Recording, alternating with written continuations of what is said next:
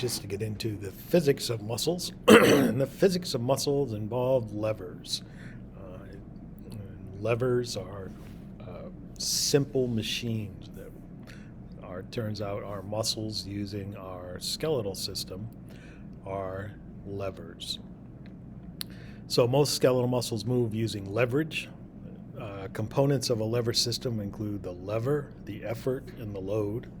So the lever is a rigid bar. This is usually the bone. It moves on a fixed point.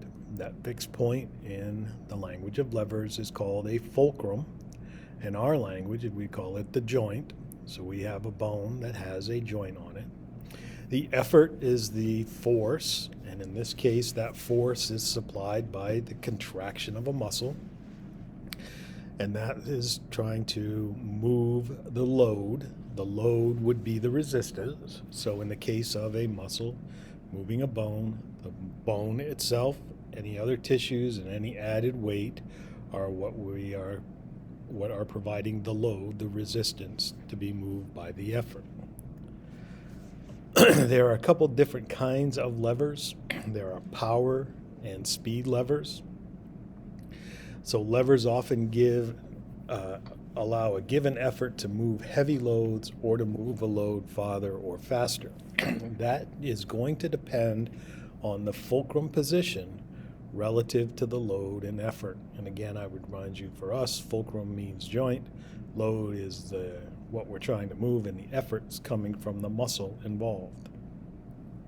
So a power lever is going to give you a mechanical advantage. A smaller effort can move a larger load. In a power lever, the load is close to the fulcrum and the effort is far from the fulcrum. So the fulcrum is the joint, the load will be close to that, the resistance, and the effort, the muscle, is going to be further from the fulcrum. In a mechanical disadvantage, or a speed lever, the load is going to be far from the fulcrum, and the effort to close is going to be closer to the fulcrum. This is going to allow the load to move quickly over a large distance, and it's going to provide us with a range of motion. So there are advantages and disadvantages to both power levers and speed levers. But they both work well for the situation we want them to. So the basic principles we need to know about levers is the further the effort is from the fulcrum, this lever is going to operate at a mechanical advantage. That's a power lever. Effort near the load compared to the fulcrum, and we're going to work at a mechanical disadvantage, but we're going to have a speed lever. So, a lever system operating at a mechanical advantage and a mechanical disadvantage. We want to move this rock. We have a fulcrum close to the rock, a long lever, and the effort at the back of the lever. And that will give you a mechanical advantage. You can move a higher load. In a disadvantage,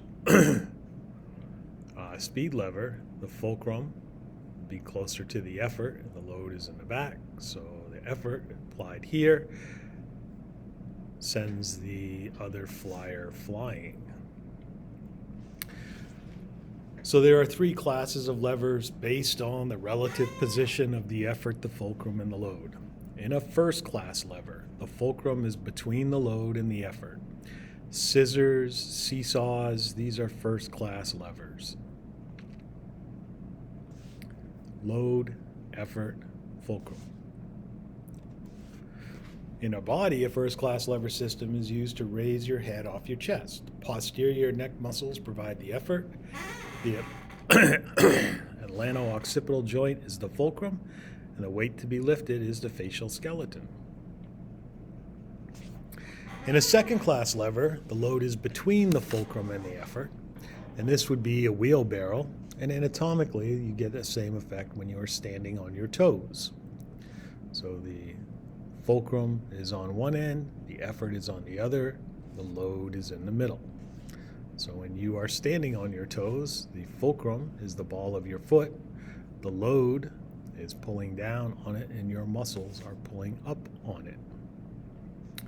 In a third class lever, the effort is applied between the fulcrum and the load. So tweezers, forceps, and actually it turns out almost all of our skeletal muscles are third class levers. So here we have a load and an effort and a fulcrum on the other end. So when you squeeze the tweezers, you're holding the load, your pivot fulcrum is here.